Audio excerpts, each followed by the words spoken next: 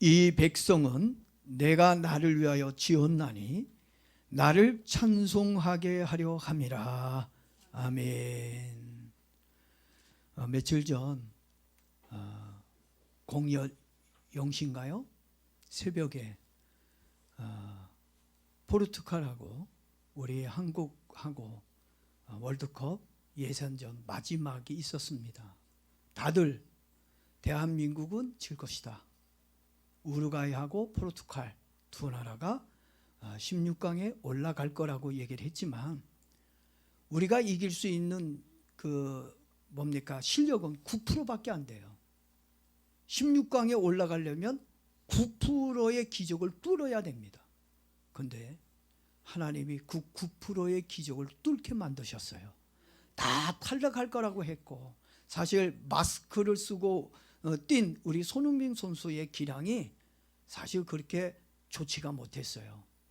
사실 수술한 지 얼마 안 된 가운데에 막 흔들리고 또 마스크를 쓰는 가운데에서는 옆이 잘 보이지가 않아요. 그런데 하나님께서 12년 만에 우리 대한민국을 월드컵 16강에 진출하는 쾌거를 이룰 수 있는 축복을 주셨습니다. 우리 밤새워 또 기도하면서 응원한 우리들이 있었기에 가능하지 않았는가 그런 생각을 해봅니다. 세계 최강인 이제 브라질하고 이제 8강에서 붙을 텐데 브라질을 꺾고 이제 우리가 이겨서 8강, 4강 이런 결승까지 갈 수 있는 은혜가 있기를 주님의 이름으로 축복합니다. 저는 지난주에 캄보디아 축구 선교 대회를 마치고 개인적으로 유기종 선교사님이 사역하고 있는 알파와 오메가 교회에 가서 우리 강북 새해만교회 이름으로 사랑의 쌀 나눔 행사를 하고 왔습니다. 그리고 오늘 예배가 끝나면 또 제가 태국으로 선교를 위해 치앙마이에 갑니다. 지난번에 여러분들이 그냥 제가 문자하고 이야기를 했더니 우리 교인들 몇 분이 막 가져왔는데 그냥 몇 분이 가져온 그 옷이 그냥 3박스가 됐어요. 그래서 다른 분들에게는 가져오지 말라고 그랬는데 제가 여러분이 후원해 준 이런 겨울 파카, 이 겨울 옷을 가지고 또 학용품을 가지고 이제 치앙마이에 있는 분들에게 전달하고 올 예정입니다. 그리고 오늘 이제 그 삼양동 교회에서 사랑의 쌀 나눔 행사가 있는데 또 제가 가야 되는데 또 태국으로 가야 되니까 제가 참석할 수가 없어서 저를 대신해서 우리 장로님 그리고 우리 집사님들이 가셔서 그 행사를 좀 잘 도와드렸으면 좋겠습니다. 오늘 전할 말씀의 제목입니다. 주보에 있죠? 찬송은 사랑의 고백이며 축복입니다. 오늘 제목이 뭐라고요? 찬송은 사랑의 고백이며 축복이라는 것입니다. 맞습니다. 제가 여러분들에게 질문 하나를 드리겠습니다. 여러분 하나님 자녀 맞나요? 정말 하나님 자녀입니까? 아니면 마귀의 자녀입니까? 여러분들이 하나님의 자녀가 맞다면 좋을 때나 슬플 때나 항상 하나님을 기쁘시게 하는 찬송을 불러야 합니다. 그게 정상입니다. 저는 지금까지 목회를 하면서 하나님을 기쁘시게 사람을 행복하게라는 슬로건을 가지고 하나님의 일을 해왔습니다. 기분이 좋을 때는 누구든지 찬송을 부를 수가 있습니다. 그런데 괴롭고 슬플 때도 찬송을 부를 수 있느냐 하는 것입니다. 좋을 때는 누구든지 다 사랑하잖아요. 좋을 때는 여보 사랑해, 친구야 너 너무 사랑해, 이렇게 사랑을 누구든지 좋을 때는 합니다. 그런데 위기가 오고 불행이 왔을 때도 변함없이 사랑을 하느냐 하는 것입니다. 진짜 사랑에는 변함이 없어야 합니다. 환경에 따라 변하고 기분에 따라 변하고 이 사랑은 참 사랑이 아닙니다. 진짜 사랑에는 이유가 없습니다. 하나님을 찬송하는 것도 마찬가지라고 생각을 합니다. 힘들고 어려울 때 부르는 찬송이야말로 진짜 사랑의 고백이라고 생각을 합니다. 우리가 찬송을 부르려고 한다면 먼저 하나님이 나를 만드셨다는 감동이 있어야 돼요. 정말 부모님을 잘 섬기는 효자들을 보면요, 우리 엄마야, 우리 아빠야, 우리 엄마 아빠가 나를 힘들게 낳았어, 나를 키워주셨어. 그냥 내 부모님이라고 하는 그 한 가지만을 가지고 정말 정성을 다해서 섬기는 모습을 봅니다. 우리가 하나님을 잘 믿으려고 한다면, 그분을 찬양하려고 한다면 하나님이 나를 만드셔서 이런 감동이 내 마음에 와야 된다고 하는 것입니다. 오늘 본문에서 이사야 선지자가 분명하게 말해주고 있는 것처럼 하나님은 우리 인간을 창조하셨습니다. 하나님이 나를 만드셨다는 믿음과 깨달음이 있어야 사랑의 찬송이 나오는 겁니다. 성경은 이야기합니다. 모든 피조물들이 창조주 하나님을 찬양하고 있다. 그 피조물 안에 또 누가 들어가 있는 겁니까?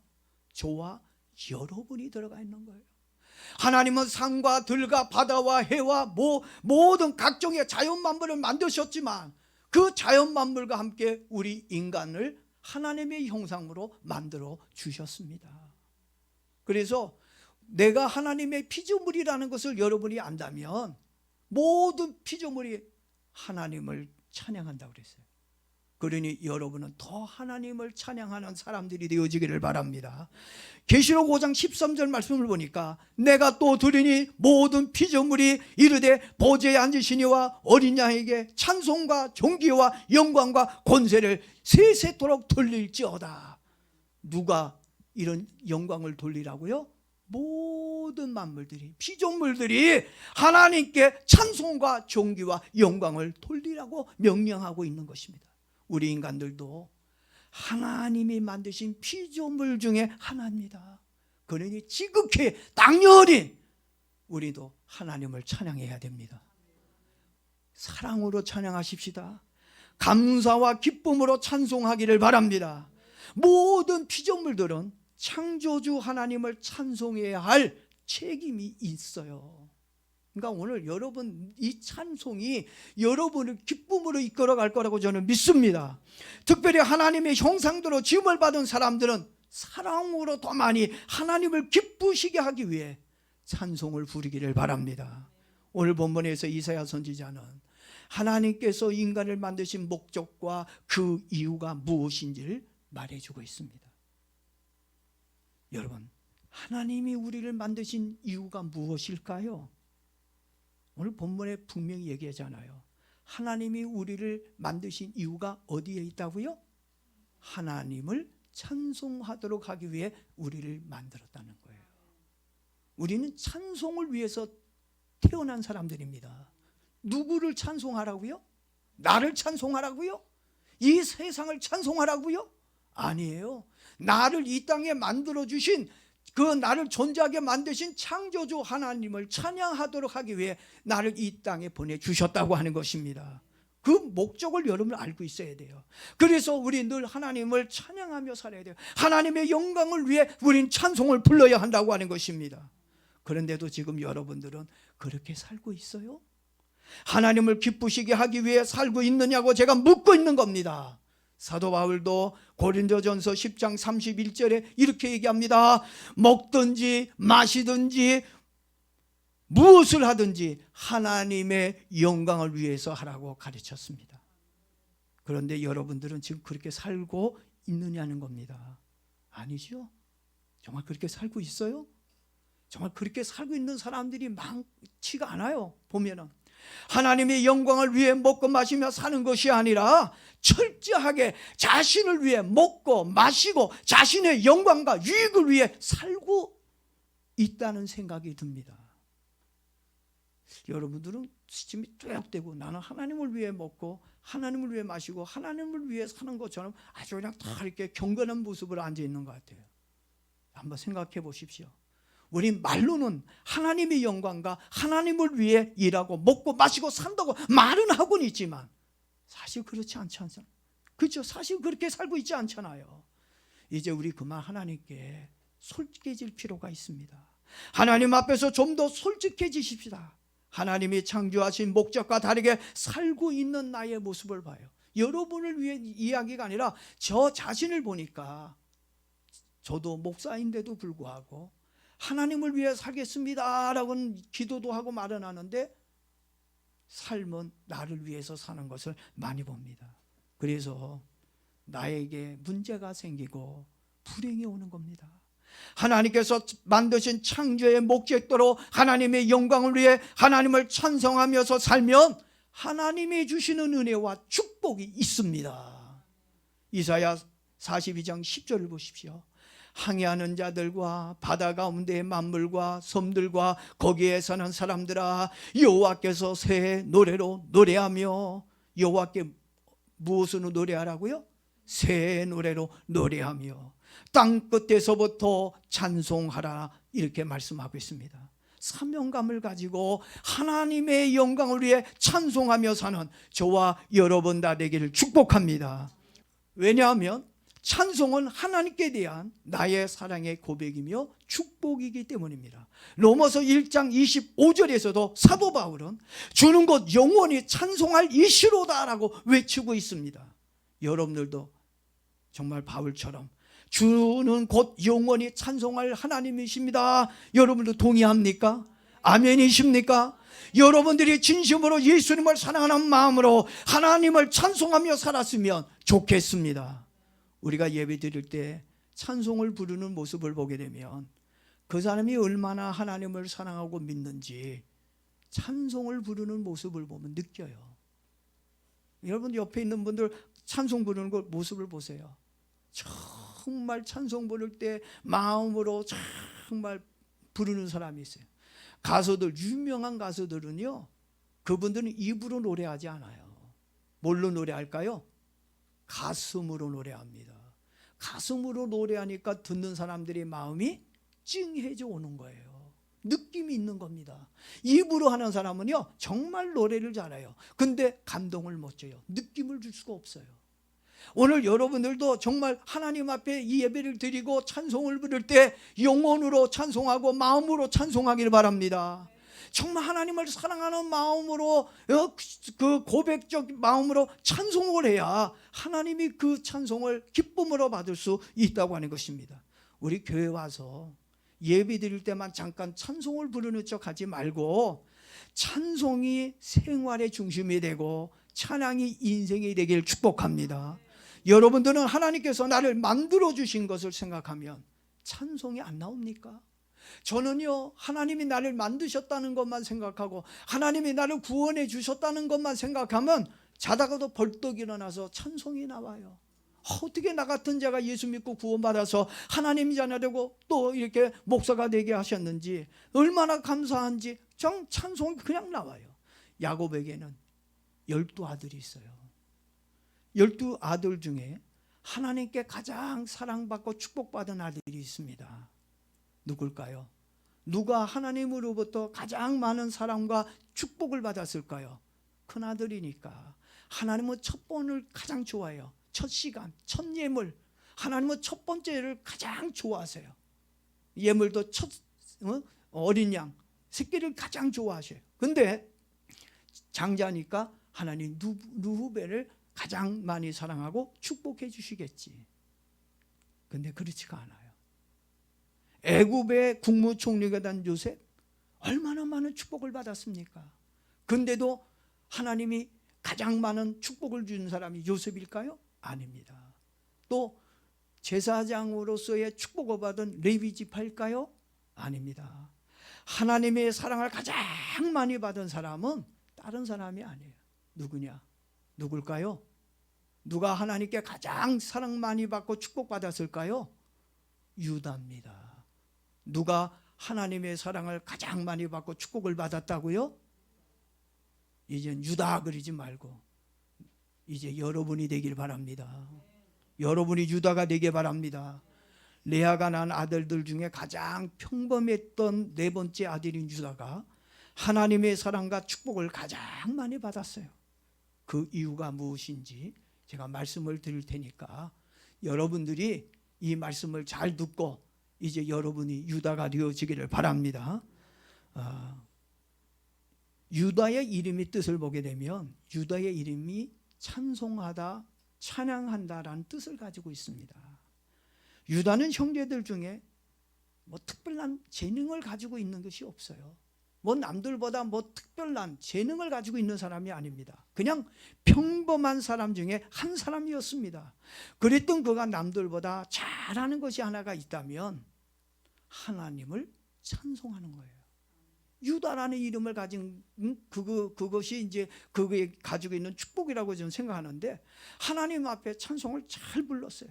그래서 유다는 자기 이름대로 시간만 나면, 틈만 나면 하나님의 영광을 돌리는 찬송을 불렀습니다. 슬퍼도 즐거워도 찬송을 불렀습니다.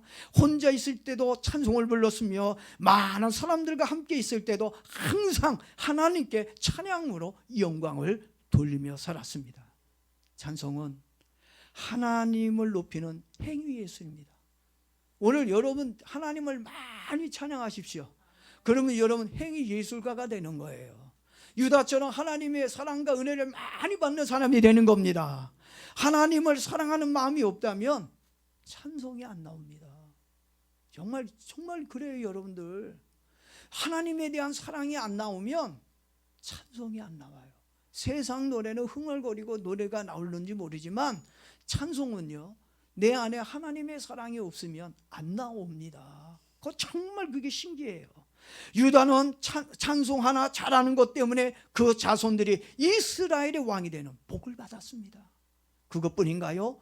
유다는 메시아를 낳는 예수님의 조상이 되는 축복도 받았습니다. 여러분들도 축복과 은혜를 받고 싶다면 유다처럼 찬송으로 하나님을 높이며 살기를 바랍니다. 하나님은 찬양하는 자를 높여주시고 복을 주시는 분이십니다. 이제 우리 뭐만 잘하면 복을 받을 수 있어요? 찬양만 잘하면. 누구에게? 나를 만드신 하나님을, 그분을 사랑하고 찬양만 한다면 유다가 받은 그 축복 우리들도 분명히 받을 거라고 저는 확신합니다. 잠언 4장 8절을 보십시오.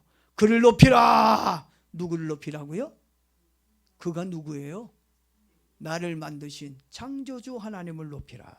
그리하면 그가 너를 높이 들리라. 만일 그를 품으면 그가 너를 영원롭게 하리라. 저는 얼마나 기쁜지 몰라요. 내가 하나님만 높이고 하나님만 노래하면 하나님이 나를 높여주시고 하나님의 은혜로 나에게 축복을 주시는구나. 시편 72편 19절에서도 얘기합니다. 그 영화로운 이름을 영원히 찬송할지어다. 언제까지 찬송해야 된다고요? 영원히 그 아름다운 하나님의 이름을 어떻게 해요? 찬송할지어다. 온 땅에 그의 영광에 충만할지어다. 하나님을 찬양하면 하나님의 영광으로 충만해진다는 것입니다. 아멘입니까? 찬송으로 하나님을 기쁘시게 하며 살기로 결심하기를 바랍니다. 다윗은요, 노래만 잘하는 게 아니라 악기도 얼마나 잘 다루는지 몰라요. 소알왕이 막 귀신이 들어가서 발작을 일으키고 막 미치게 만들고 막 그냥 이상한 짓을 하게 할 때에 다윗이 나타나서 수금을 치며 찬양하라 내 영혼아. 그냥 다윗이 어떻게 찬양을 부르면요, 사울에게 임했던 이 더러운 귀신, 악신들이 떠나가고 마음이 편안해지는, 이 귀신이 쫓겨가는 그런 역사가 일어났습니다. 오늘 이 말씀을 듣는 모든 사람들에게 코치가 있기를 축복합니다. 하나님은 어떤 사람들에게 축복을 주시고 높여주신다고요? 하나님을 찬양하며 사는 사람들을 높여주신다는 것 깨닫기를 바랍니다. 찬송을 좀 부르면 좀 더 뜨겁게 좀 불러요. 가슴으로, 마음으로 부르기를 바랍니다. 그리고 이왕에 부르면 조금 부르지 말고 여러분 많이 찬송 부르기를 바랍니다. 하나님이 영이 여러분과 함께 하기를 원합니까? 하나님 영이 임하면 임마누엘이에요. 하나님이 함께 하는 사람이 되기를 원한다면 뭐만 하면 돼요? 찬송. 이스라엘의 하나님은 찬송 중에 거한다고 그랬어요. 우리가 하나님께 찬송을 많이 부를 때 하나님께서 우리와 함께하는 은혜가 있습니다. 그러니 역사가 일어나는 거예요. 반대로 하나님을 높이지도 않고 찬양도 하지 않으면 어떻게 될까요? 말라기서 2장 2절 보면 깜짝 놀래. 제가 한번 읽어볼 테니까 여러분 잘 들어보십시오. 왜 여러분들의 인생에 문제가 오고 어려움이 오는지 듣고 여러분 이해하기를 바랍니다. 만군의 여호와가 이르노라. 누가 얘기하고 있다고요? 만군의 여호와, 창조주 하나님이 말씀하고 있는 거예요. 너희가 만일 듣지 아니하며 마음에 두지 아니하여 내 이름을 영화롭게 하지 아니하면 내가 너희에게 저주를 내려. 하나님의 이름을 영화롭게 하지 않으면 하나님이 어떻게 한다고요? 뭘 내려요? 끔찍하잖아요. 하나님을 노래하고 하나님의 이름을 높이지 아니하면 하나님은 그 사람에게 어떻게 해요? 저주한다는 얘기예요. 그래서 우리가 안 되는 거예요. 그래서 우리가 고난을 받는 이유가 거기 있는 겁니다. 너희에게 저주를 내려 너희의 복을 저주하리라. 내가 이미 저주하였나니 이는 너희가 그것을 마음에 두지 아니하였습니다. 여러분, 왜 나에게 문제가 오고 내 인생에 태클이 오는지, 왜 고통이 오는지 깨달으셨습니까? 우리의 삶에 문제가 생기는 이유는 단 하나입니다. 하나님을 높이는 찬양도 없고 하나님을 영화롭게 하려는 마음도 없기 때문입니다. 결국 나의 마음에 하나님이 없기 때문에 축복이 아니라 뭐가 왔다고요? 저주가 왔다는 것입니다. 하나님의 축복을 진심으로 받기를 원한다면 이제 여러분들도 결심하세요. 내가 유다가 되리라. 유다처럼 찬양하며 찬송하며 살리라. 이런 결심을 가지고 오늘부터 찬송을 가장 많이 부르고 하나님의 가장 많은 사랑과 축복을 받는 저와 여러분 되어지기를 바랍니다. 내가 하나님을 높이면 하나님도 나를 높여주셔요. 가는 곳이 있어야 뭐가 있어요? 오는 곳도 있잖아요. 기도가 올라가야 뭐가 내려와요? 응답이 내려오는 거예요. 기도도 안 하고 무슨 응답을 기대해.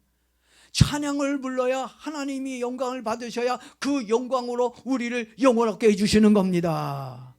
나의 삶에 하나님의 축복과 은혜가 없다는 건 나의 마음에도 하나님이 없기 때문입니다. 혹이 있다 할지라도 하나님을 높이려고 하는 찬송이 없어요. 삶이 없기 때문입니다. 그리고 여러분들이 하나님의 자녀가 맞다면 하나님을 높이고 하나님을 찬송하며 사는 것은 지극히 당연한 것입니다. 마지막으로 요한복음 17장을 좀 얘기하고 마칠게요. 요한복음 17장은 예수님의 기도가 나옵니다. 예수님의 최후의 기도가 나오는데 그 예수님의 그 기도의 내용을 보게 되면 한결같이 아버지를 영화롭게 하기를 원합니다. 누구를 영화롭게 하기를 원한다고요? 아버지를 영화롭게 하기를 원합니다. 이 내용입니다. 기도가 전부 다. 이 세상에 내가 온 것도 하나님의 영광을 위한 거고 내가 십자가에 죽는 것도 아버지를 위한 거고 모든 것이 다 하나님의 영광을 위해 하나님을 찬양하기 위해서 오늘 여러분들도 공부를 해도 하나님을 위해서 일하는 것도 돈 버는 것도 하나님의 영광을 위해서 운동하는 것도 우리의 삶의 모든 전반적인 모든 것들이 다 하나님을 위해서 하나님의 영광을 위해서 모든 거 하시면 여러분에게도 하나님의 축복이 있습니다. 자, 이렇게 아버지를 높이고 영화롭게 해드리기 위해서라고 예수님이 기도를 드리고 있습니다. 그때 하나님께서 말씀하십니다. 예수님께 이렇게 예수님은 하나님이 예수님께 말씀합니다. 너가 이미 나를 영화롭게 했고 그 영화로움으로 너가 영화로움을 얻을 것이다. 하나님을 아버지를 영화롭게 하기를 원했는데 하나님이 이미 네가 나를 영화롭게 했다. 여러분 찬송을 여러분이 부르는 그 순간 이미 하나님 영광 받으시고 그 영광으로 여러분을 덧입혀 주실 거라고 믿습니다. 성도의 찬송은 하나님을 높이고 하나님을 영화롭게 하는 사랑의 고백입니다. 이 찬송의 고백이 나의 삶이 될 때 저주는 사라지고 은혜와 축복으로 채워질 것입니다. 성경 한 구절 읽고 마칠게요. 히브리 13장 15절 말씀입니다. 그러므로 우리는 예수로 말미암아 항상 찬송의 제사를 하나님께 드리자. 뭘 드리자고요? 찬송의 제사. 찬송의 제사 드려요? 원망의 제사만 드리는 거 아니에요? 예? 여러분 항상이에요. 항상. 항상이란 뜻이 뭐예요? 아무 때나 언제든지 항상 일만 열면 짜증내고 실망스러운 얘기하지 말고 항상 일만 열면 뭐예요? 찬송의 제사를 드리기를 바랍니다. 이 찬송의 제사를 하나님께 드리자. 이는 그 이름을 증언한 입술의 열매니라. 하나님을 믿는 믿음의 증거가 찬송입니다. 그래서 우리의 생명이 당하는 그날까지, 주님이 부르는 그날까지 우린 하나님을 찬송하고 하나님을 높이고, 아멘, 하나님을 영원롭게 하며 살기를 바랍니다. 그래서 유다가 받은 축복, 이 축복이, 이 영광이 다 여러분의 것이 되기를 예수님의 이름으로 축복합니다.